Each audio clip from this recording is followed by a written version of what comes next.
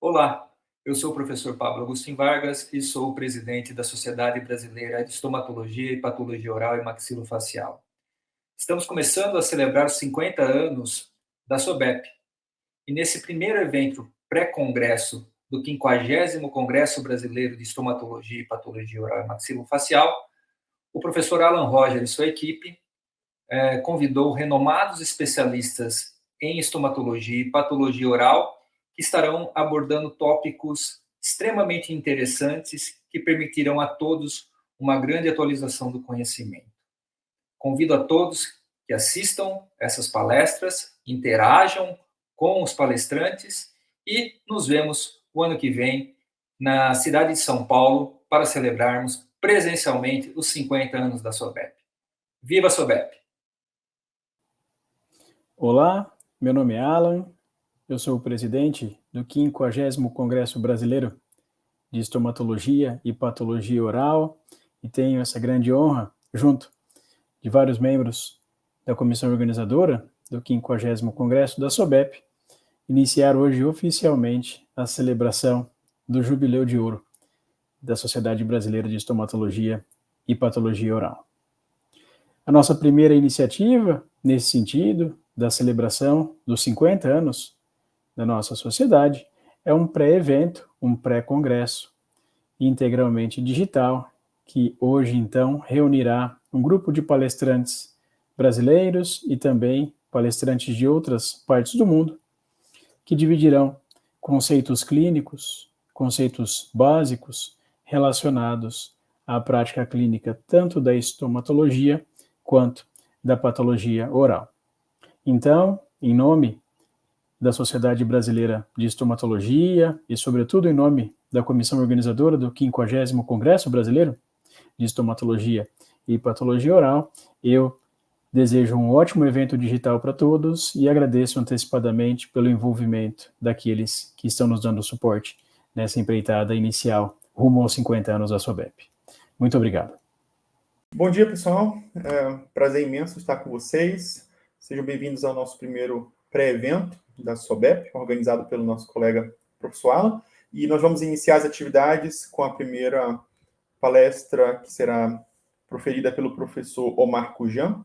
O professor Omar Kujan é professor associado da Faculdade de Odontologia da University of Western Australia, e ele vai falar um pouco para a gente sobre displasia epithelial oral, leucoplasia. Lembrando que o professor Kujan é um expert nesse tópico, publicou mais de 100 artigos sobre esse assunto ao longo dos últimos anos, alguns deles com destaque bastante significativo em meio a nossos pares, e eu tenho certeza que ele vai contribuir ainda mais para a nossa formação, para o nosso aperfeiçoamento nesse tópico.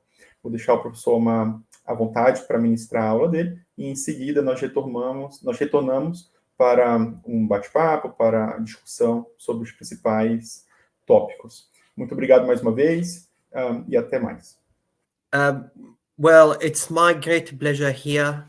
I'm very thankful for the organizing committee to invite me to participate in the 50th birthday of the Brazilian Society of Oral Pathology and Oral Medicine.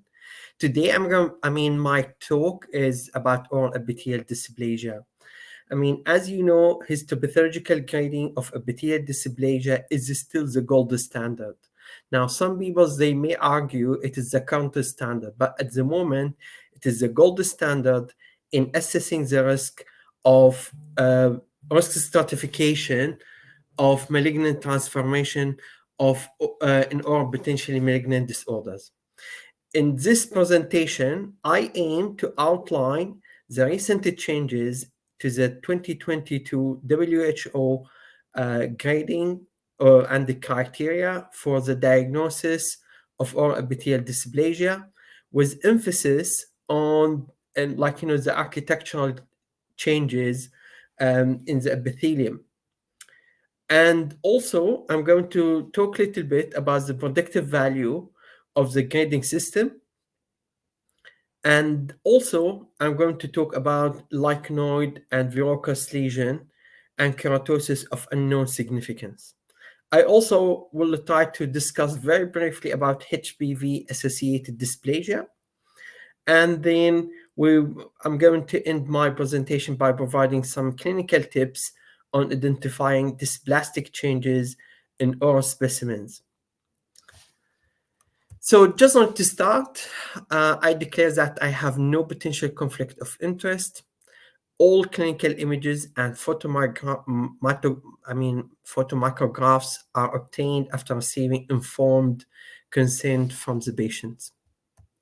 Now, as you know, oral cancer worldwide affects around nearly 400,000 every year, involving the oral cavity and lip cancer. Now, if you want to expand that to include oropharyngeal, then the number, is doubled. Now, the most common type, which is squamous cell carcinoma, however, we have less common malignancies included with oral cancer. And the focus today, which is about oral squamous cell carcinoma and the predisposing lesion, which is oral epithelial dysplasia. As you know, oral squamous cell carcinoma, is a disease of elderly, usually with age of 63 years. And also it affects males more than females, and it is associated with a high mortality and morbidity. The survival rate, despite all advances in diagnosis and the treatment, is still around 50% for 5 years. That's why we need to do something to help our patients to improve, the survival rate. And the only way we could do it by having early detection approach, by recognizing the lesions that may precede the development of oral cancer, and these are called oral potential malignant disorders. Oral potential malignant disorders, here in this clinical photographs, we could see oral squamous cell carcinoma can present in different clinical forms, varying from white lesion into exophatic, ulcerated, or sometimes, as you can see here in the right bottom, you could see very subtle gingival lesion. And that's why we need to be quite cautious when we see some mucosal changes. As mentioned, a large number of oral squamous cell carcinoma cases are preceded by a group of lesions termed oral potential malignant disorders. This term came, for the first use at the World Workshop, at the WHO workshop in 2005, which is replacing pre-malignant pre-cancer, because not all cases, which is called oral potential malignant disorders, will transform into squamous cell carcinoma. Only a small fraction can transform or may transform into malignancy. And this group of lesions include several clinical entities. The most common one, leukoplakia and oral lichen planus, oral submucous fibrosis. In addition, we have some rare entities, including erythroplakia and proliferative verrucous leukoplakia. Now, I'm not going to talk about the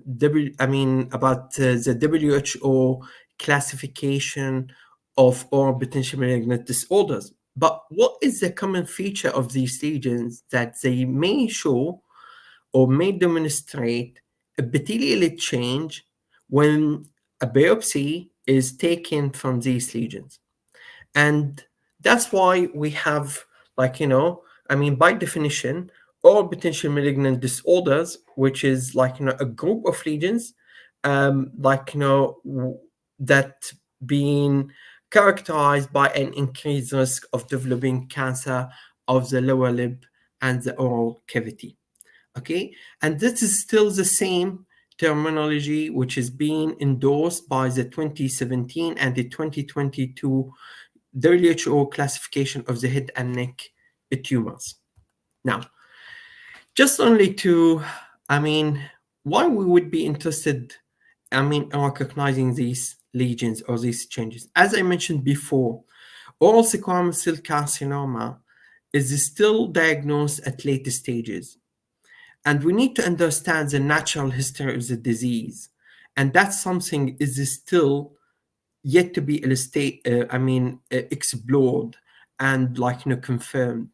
But what we have here, this diagram, which is quite a very useful and helpful diagram, and we use it a lot in teaching our students, where you could see here the changes, where you have here on the left the clinical appearance, which is the normal mucosa, and then here on the other end where you have severe change, where you have erythroleucoplakia.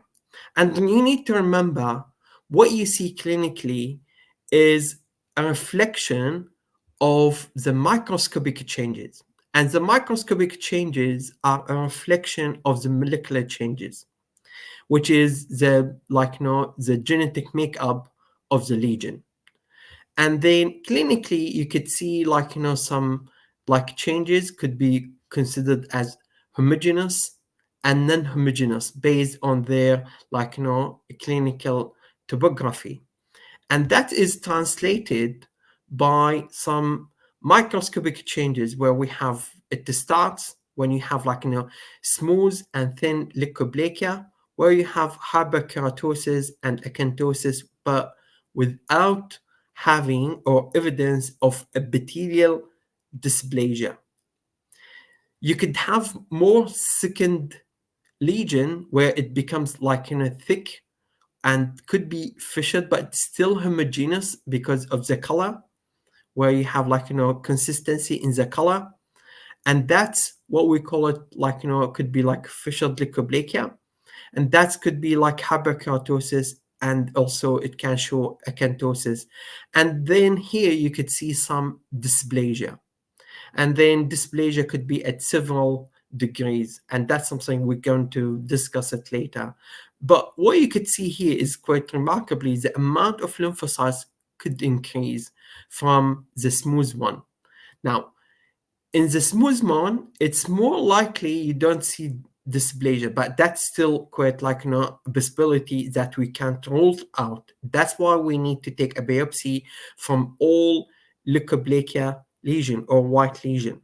Remember, with white lesion, it includes a wide range of potential diagnoses, including normal variation, and developmental lesion, including reactive lesion as well, in addition to idiopathic lesion, which is leukoplakia, and eventually you could see some in some cases you could see squamous cell carcinoma.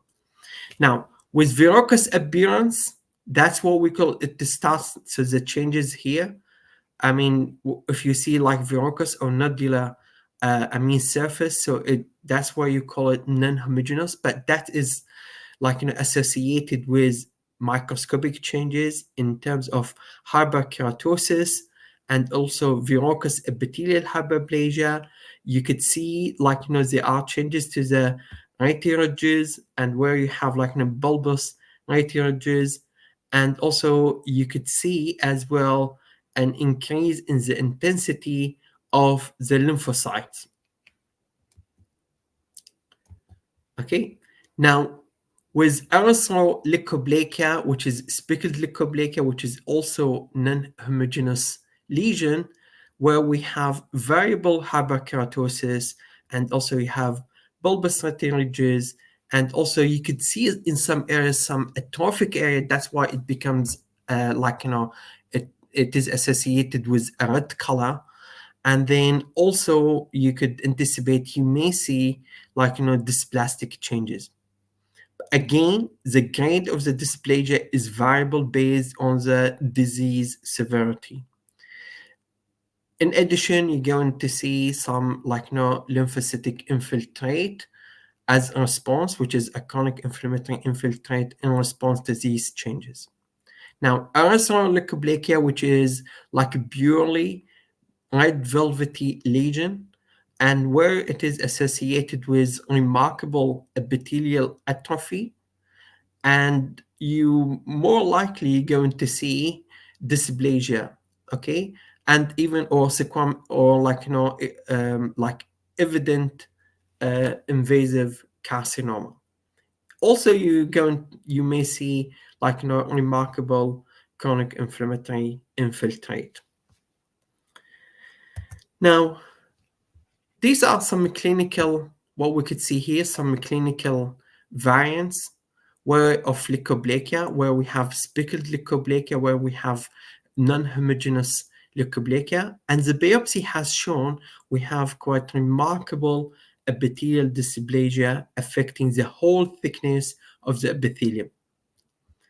While here we have a pure white lesion, but we have quite like thick epithelium, keratotic with keratotic surface, and in some areas it is corrugated, right? So we have here hyperkeratosis, and also we have some evidence of epithelial dysplasia, but only like partial, or like the bottom third, or like the bottom half of the epithelium is affected with the dysplastic changes. So in order to risk stratify all potential malignant disorders, we need to have to use some look about some risk factors. So we need to have really a good use of the clinical demographics data and also the microscopic features. So biopsy is very important in determining the risk of cancer progression in these lesions.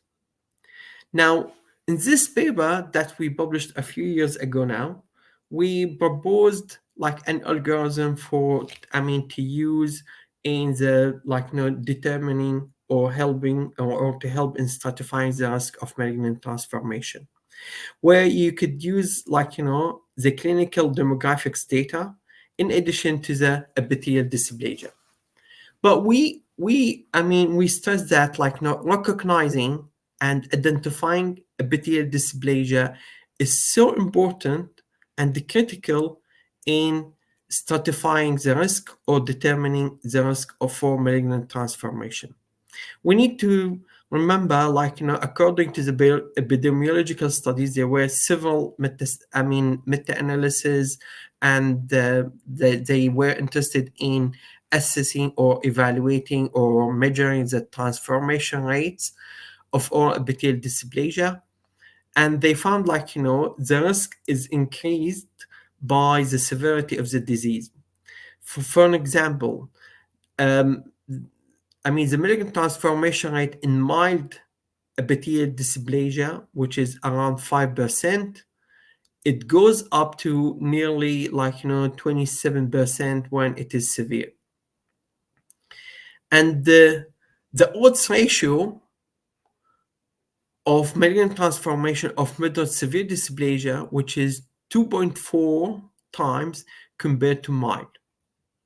And that will give us really a good comparison. Now, if we use the binary grading system, where we have low grade and high grade, we could see high grade is associated with 6-fold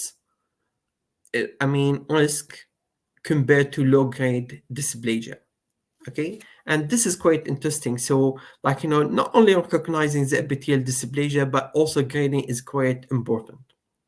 Now, in this paper that we published as well, as part of the activities of the WHO workshop related to oral potential malignant disorders, we tried to review the current literature about oral epithelial dysplasia and to provide some summary about how you could recognize and grade or epithelial dysplasia with an insight about the clinical significance. And that's something what I'm trying to do here today. So just want to start by the terminology. So I want you to understand the terminology, because that would help to understand the the disease that we are dealing with. So oral epithelial dysplasia, which is the preferred terminology that we would like to use, because there were some previous terms that have been used, like dyskeratosis, epithelial atebia, squamous intraepithelial neoplasia, squamous intraepithelial lesion. Now, these terms could be misleading because they don't represent the nature of the disease, which is defined as a spectrum of architectural and cytological changes, which is resulted from accumulation of genetic alterations arising in a range of clinical lesions termed as or potential malignant disorder. And the presence of epithelial dysplasia increases the risk of cancer progression, not only in the lesion, but also in the patient as well. And this is something very important. So the presence of epithelial dysplasia doesn't only increase the risk of malignant transformation of the lesion itself, but also it could increase the risk of malignant transformation in any site in the patient. There were several attempts to improve the grading systems, which is similar to what being done in other parts of the body, because dysplasia is also seen in other parts of the body, like cervix, larynx, and so on. And there were several attempts to improve the performance. Now, the problem with oral epithelial dysplasia, which is the subjectivity of the interpretation of the microscopic features. And that has led to bad reputation of grading epithelial dysplasia, because there was quite marked low level of intra and inter-observer agreement. And several people and the groups have worked to improve the grading of oral epithelial dysplasia, and they try to follow a systematic approach. The first grading system, which is proposed by Smith in 1969, and then now we have the current now, which is 2022. And with every time they try to improve the reporting and also to look about the features involved with that. So the main changes, I would summarize it. I don't want to go back to the 1969, when they started with providing digital plates of the microscopic features based on what they have done at that time. There was inheritance of the interpretation of these features. Now, but the main change has happened with introducing the 2005 WHO classification, where they introduced 5-tier system, including hyperplasia, mild dysplasia, moderate dysplasia, severe dysplasia, and carcinoma in situ. Now, I had the privilege to work on oral epithelial dysplasia at that time, and I thought maybe we need to simplify the system. So I proposed the binary grading system based on 2-tier category, low grade and high grade, based on mathematical weight or number of the architectural changes and cytological changes. I will talk about that. In 2017, the WHO decided that they want to make a change to the grading system. So they moved from 5-tier into 3-tier, and they abolished hyperplasia, and also they combined carcinoma in situ with severe dysplasia. But what they also did, they said they made they said people can use binary grading system. However, it still needs further research to assess the prognostic value. There were several studies have assessed the prognostic value of binary grading system compared to the three-tier grading system of mild, moderate, and severe, and they showed it has reproducible prognostic value. Now, in the latest WHO classification, which is published last year, 2022, the same grading system that were proposed in 2017 were endorsed. However, they expanded the architectural changes and also the psychological changes. What also they did, they created a special entity called HPV-associated dysplasia. Now, in 2017, these are the features being proposed in 2017, which is based on the WHO classification back in 2005, and they divided the changes into architectural and psychological changes. And based on these criteria, they mentioned if you see one of these changes, irregular epithelial stratification, lost polarity of basal cell, drop shape variety ridges, and so on, or some cellular atypia, then you will call it dysplastic. Now, based on the American prefer to use the third to call it low, moderate, and severe. Okay, so if the changes are limited to the lower third, they call it mild. If the changes are limited to the lower 2/3, then it's moderate. If it is more than 2/3, involving maybe the full thickness of the epithelium, then you call it severe. Now, in some cases, you could have some severe changes are only limited to the lower third. And this is the argument that we tried to do in the 2022, where you need not only to link the location of the changes in order to call it mild or moderate or severe, but you need also to reflect on the severity of the changes, and in order to either upgrade or downgrade the lesion. In 2022 classification, they tried to be more comprehensive, to include more features suggestive of epithelial dysplasia, and there were several features to be included, including we have expanded proliferative compartment, basal cell clustering and nesting, in addition to verrucous and babillary architecture, and also about the surface of the epithelium, where we have as well multifocal or skip lesion.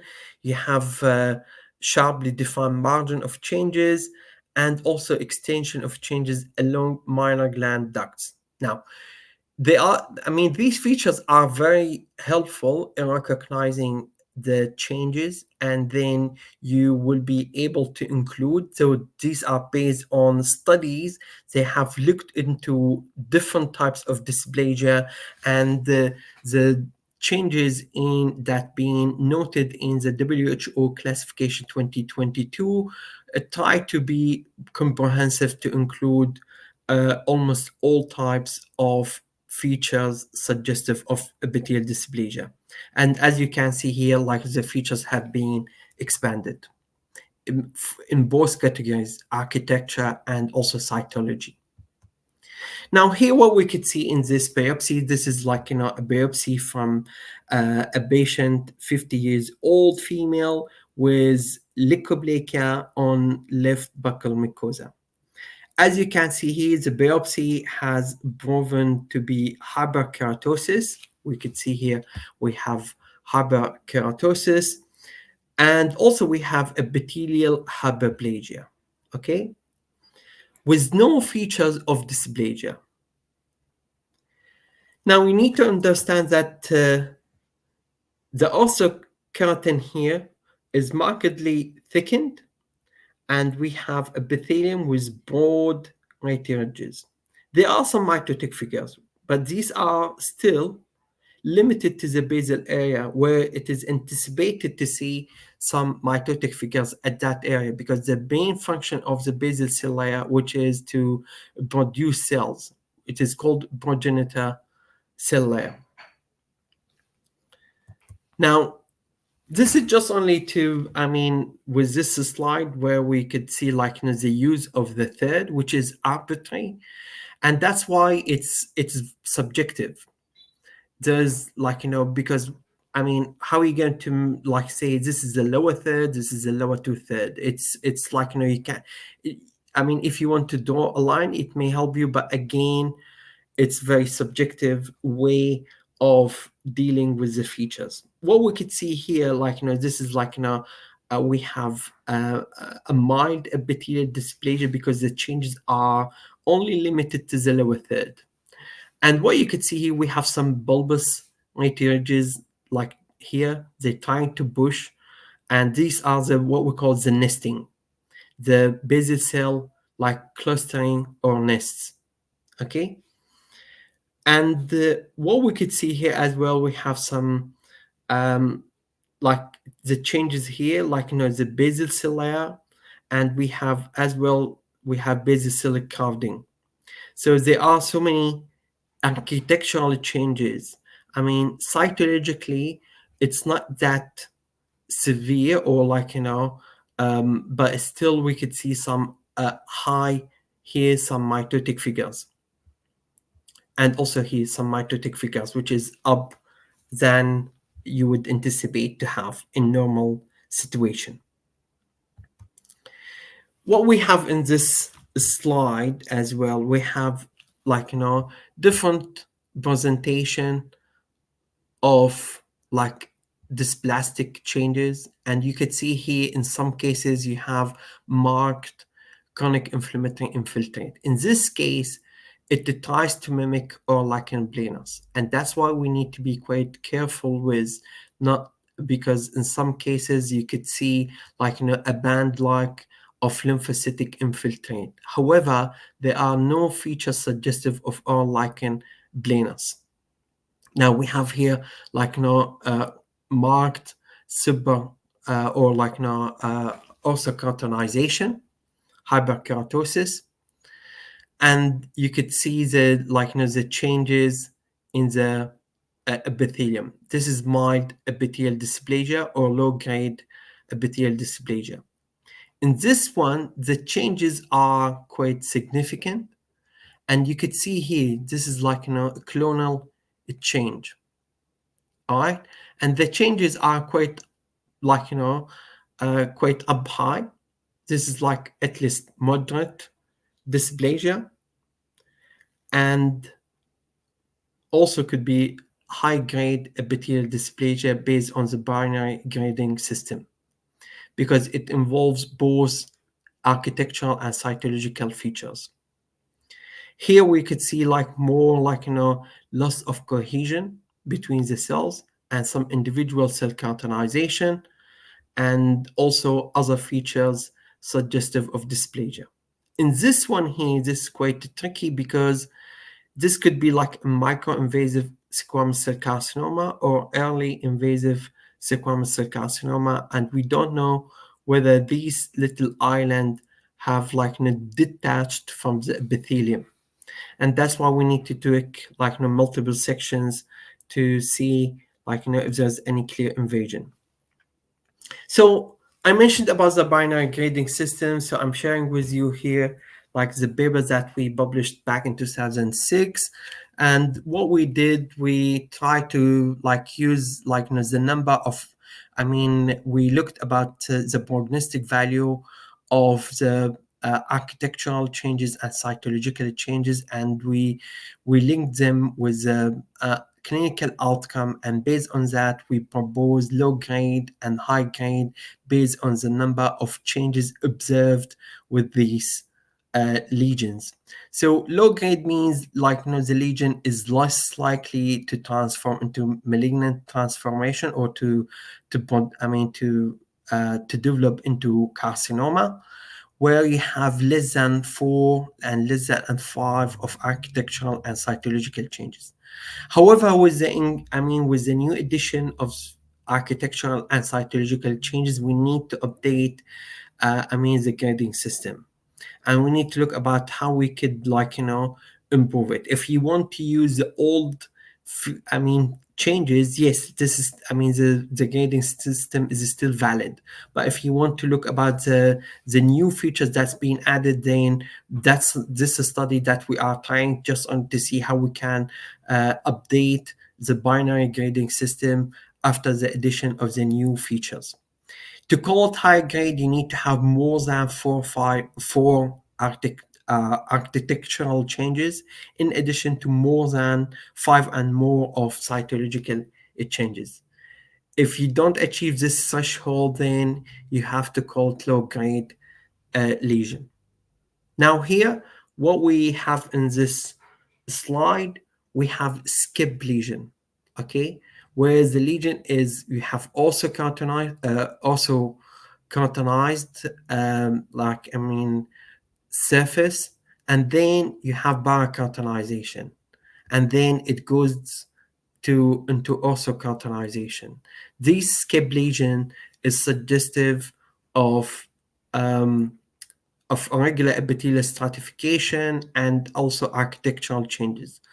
And also there are some cytological changes here, and this is being classified as low-grade epithelial dysplasia or mild epithelial dysplasia. Now, with this biopsy, this blade, it refers to a moderate or epithelial dysplasia or high-grade epithelial dysplasia. And this is the beauty of the use of the binary grading system, because you could subdivide moderate dysplasia into either low grade or high grade. Now, some people combine moderate and severe into high grade, and they keep mild dysplasia as low grade. That's not the best way of using the binary grading system. The binary grading system, where you have to look about the individual features, and you need to count them before you call it low or high.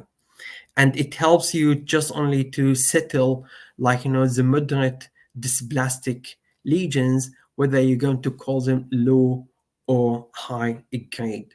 And that is quite useful. In this case, what we see here, we have a biopsy from the floor of the mouth, and where you could see quite remarkable hyperkeratosis with moderate epithelial dysplasia, and you could see atypical mitosis, and also irregular epithelial stratification with some drop-shaped right ridges. Okay, these are drop-shaped right ridges, and also here we have bulbous right ridges. Okay. Now, the features here could be suggestive of HPV, but that's why we need to do to exclude HPV in this case. So if we need to, what are the principles of oral epithelial dysplasia grading? First of all, you need to recognize dysplastic changes. Once you identify dysplasia, and this is very critical, you have to identify the dysplastic changes. Once you identify them, then you could look about the grading. Now, that's why I always advocate about recognizing the features, and also then you can look about what is the grade. Okay, so because once you identify the lesion is dysplastic and you flag it up with the clinician, then the whole treatment will change. And also because that will flag up the lesion and the patient, as I mentioned before. So what we have here with this with this case, we have an example of moderate oral epithelial dysplasia where cytological changes extend beyond the basal 1/3, and there's premature individual keratinization. And also we have some lichenoid inflammatory change or response. And this in some areas could be misdiagnosed with oral lichen planus. Some people they could, because they see this and some changes in the epithelium, so they feel it's lichen planus. And it's very important that we need to exclude that. This is quite straightforward case where you have severe epithelial dysplasia, which is also high-grade or epithelial dysplasia, where you could see remarkable nuclear pleomorphism, hyperchromatopsia, and superficial mitosis, where you could see the changes as almost involving the whole thickness of the epithelium. Again, here, just want to show you the dyskeratosis and some individual cell keratinization, and these are quite up high. And also we have some bizarre mitotic figures and some high up mitotic figures, and we need to be quite cautious because we have some tangential sectioning here.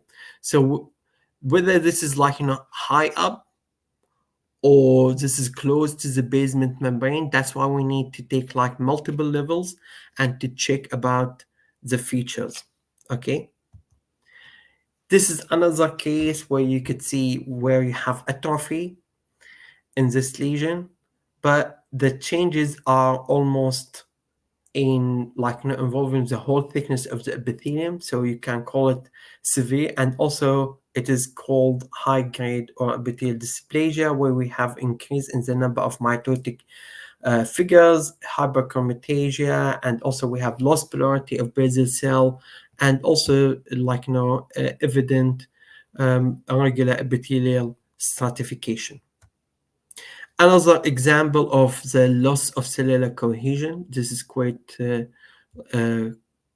remarkable, and it tells you there are changes. Also, we have here another changes of where we have less of. This is some another degree of less of cellular cohesion, and also with the loss of the cell polarity. In some cases, you could see here the loss of cellular cohesion is starting to to show some difference in the epithelium. So we need to be vigilant about these subtle changes. Now, what is the prognostic value of individual architectural and cytological features of dysplasia? We had a recent study that we published with my colleague in University of Sheffield. They did the study. I just contributed to a small part of the study. And in that study, what we did, we tried to evaluate the individual features of architectural and cytological changes, and we tried to correlate them with clinical outcome, just to understand the prognostic value. And what you could see here, we also looked about the inter observer agreement, and which is anticipated. We didn't see that much of changes. However, what I can mention here, verrucous surface, okay, that was seen in 26% of all cases, but it has a high agreement. Okay, so that is quite assuring. The loss of epithelial cohesion, which is seen in nearly 30% of the cases, it has associated with a high, agreement between observer, right? There are other features that have achieved, moderate to good agreement, bulbous drop-shaped right ridges, dyskeratosis, and also irregular surface keratin, okay? And more or less, the GABA agreement was ranging between moderate, between fair to like good based on these features. Now, when we looked about the transformation and recurrence, what we found, there are some criteria that have been associated with transformation, with significant transformation and recurrence, like hyperchromatopsia, loss of epithelial cohesion, loss of epithelial stratification, suprabasal mitosis, and nuclear pleomorphism. So these features, if you could focus on them, because they may help you more in recognizing the changes. And these findings were consistent with my previous study back in 2007, where we looked about the prognostic value of individual architectural and cytological features of our epithelial dysplasia. Now, in our paper in 2021, we tried to discuss about differentiated oral epithelial, what we call differentiated and basaloid dysplasia. What we mean, by that, the differentiated area, as you can see on the right, shows like formation of keratinocytes with abundant, brightly eosinophilic cytoplasm, okay, and subtle loss of cellular cohesion. While the area on the left showed basaloid cells extending to the parakeratine layer, okay, and that's better. That's what we call differentiated and basaloid dysplasia. The number of cytological changes are very low or even not significant. However, what you could see here, basically is more kind of architectural changes. And that's something needs to be considered. And there were several studies from Netherlands about differentiated epithelial dysplasia, and it shows it is associated with a number of cases transformed into malignancy. So it is very important that you need to consider recognizing or to include differentiated dysplasia in your evaluation. Now, HPV related dysplasia, where you could see apoptotic and mastoid bodies, okay, as you can see here, and which are seen high in the epithelium. And also close to the buccal cells. Also we have confluent parakeratine layer, okay? And there are some collo-like site cells, and suggestive of viral inclusion. And that's where you need to check about HPV. Now, B16 can help, but we need to remember B16 sometimes is misleading in epithelial dysplasia, because B16 changes are recognized as one of the early changes in the genetic makeup of epithelial dysplasia. So if you stain for B16 using IHC might not be the good way for identifying HPV, and it's the best way to do is that where you do fish, where you evaluate for the changes, okay, and you look about the virus bodies within the cells. Now, the new features of oral epithelial dysplasia included the colonization of minor duct with the surface, which is one of the features suggestive as well of HPV-associated dysplasia. And as you can see here, and also we need to exclude candida infection in some dysplastic lesion. A recent systematic review based on 3 studies concluded that Candida may promote cellular and dysplastic changes in oral mucosa.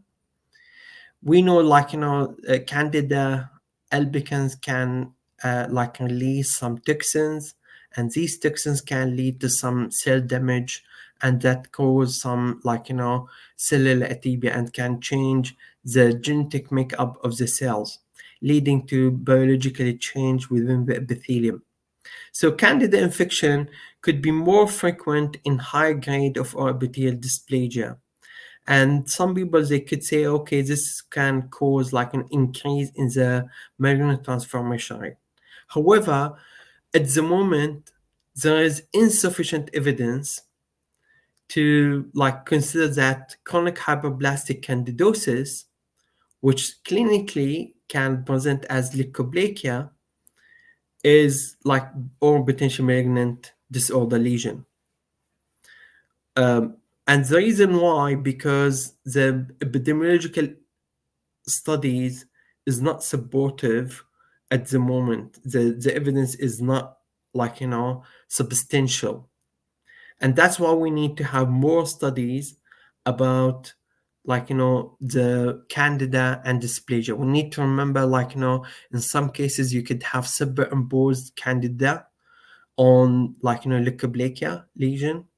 And if you have to treat the lesions with antifungals, if the lesions disappear, then it is related to Candida infection. However, if the lesion persists, then you need to check and to exclude that. As you can see here in this biopsy, we have quite remarkable chronic inflammatory infiltrate, and also you could see some micro abscesses suggestive of Candida infection. And here, when you do staining for BS, you could see a lot of Candida causing these changes. So we need to be quite careful with that. Now, what we need to mention as well, I mentioned before about lichenoid inflammation, which sometimes could be misdiagnosed with oral lichen planus. And we need to remember that the diagnosis of oral lichen planus is based on clinical and pathological correlation. And the final diagnostic decision should be made by the clinician on clinical grounds, guided by the pathology. So you can't diagnose oral lichen planus only on a clinical examination. You need to have a biopsy. And the biopsy should show features suggestive of oral lichen planus or lichenoid lesion. However, it shouldn't show dysplasia. Once the biopsy shows dysplasia, then it should be called keratosis with epithelial dysplasia. Now, the clinical presentation doesn't matter here, okay? Because the dysplastic changes are quite remarkable. Okay, and we need to be aware about in the course of lichen planus, you could see destruction of the basal cell layer, and also there are some sequamization, and in some cases when you have an intense chronic inflammatory infiltrate, they can lead to basal cell destruction, which is, and that will disrupt the normal proliferation and maturation. Okay, so we need to be aware of that, and we need to have a good evaluation of the clinical and also the microscopic features before we conclude the lesion. And what you could see here, about we having some dysplasia, but we have some lichenoid chronic infiltrate. Again here, we have dysplastic lesion, but also with some dense chronic lymphocytic infiltrate.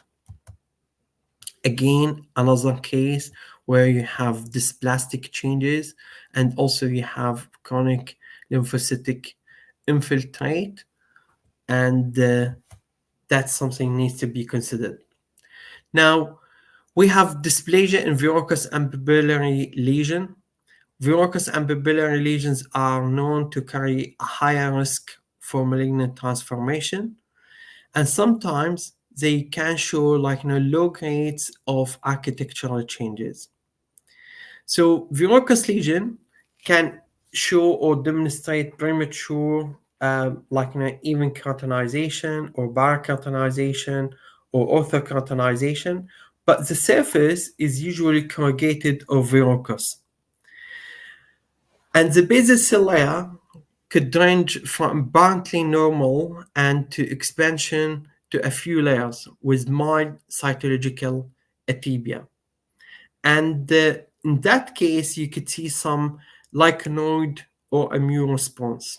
And you could see some sharp lateral demarcation and skip lesion in this type of what we see here. You could see here these corrugated and verrucous type of surface, but the features here they show irregular epithelial stratification, and also we have basal cell hyperplasia and also hyperchromatopsia and other features. This is more verrucous type of lesion, and also with some papillary projection as well. So we need to be cautious with this lesion because we need to exclude verrucous carcinoma, and we need to evaluate the lesion quite remarkably. Now, with the WHO 2022 all epithelial dysplasia classification, hyperkeratosis and epithelial dysplasia is still not included in the dysplasia grading system. Carcinoma in situ is considered as synonym to severe dysplasia, and this term is not recommended. We need to remember that the presence of dysplasia is an exclusion criteria for the diagnosis of oral lichen planus. And we need to be aware about the new entities, about including differentiated or epithelial dysplasia and the new features suggestive of epithelial dysplastic changes, where in some cases you could see only architectural changes with very mild or subtle cytological changes, and in that case it is quite hard to recognize dysplasia, but you need to have really very good evaluation, and that which is quite remarkable in papillary and verrucous lesion. Okay, so that is quite important to recognize. Now, before I conclude my presentation, I want just only to leave with you some points so you may consider. Now, the possibility of dysplasia should be considered in any biopsy, especially when clinical information is very little. And when you have features are, maybe subtle and also less marked than other features in the body, in other body sites. So we need to be aware that the features of oral epithelial dysplasia are slightly different, from those at other body sites. Now we need to distinguish oral lichen planus and dysplasia. This is quite a problematic issue, and it requires considerable clinical information. That's why the connection between the clinician and pathologist is so critical to establish a definitive diagnosis. Now, the presence or absence of dysplasia is more important than the grade itself. This is something very important. So once you establish that a lesion is dysplastic, it changes the whole game. And the grading itself is variable based on the pathologist and their experiences, and such disagreement can still provide useful information, and it's not a failure of the diagnosis.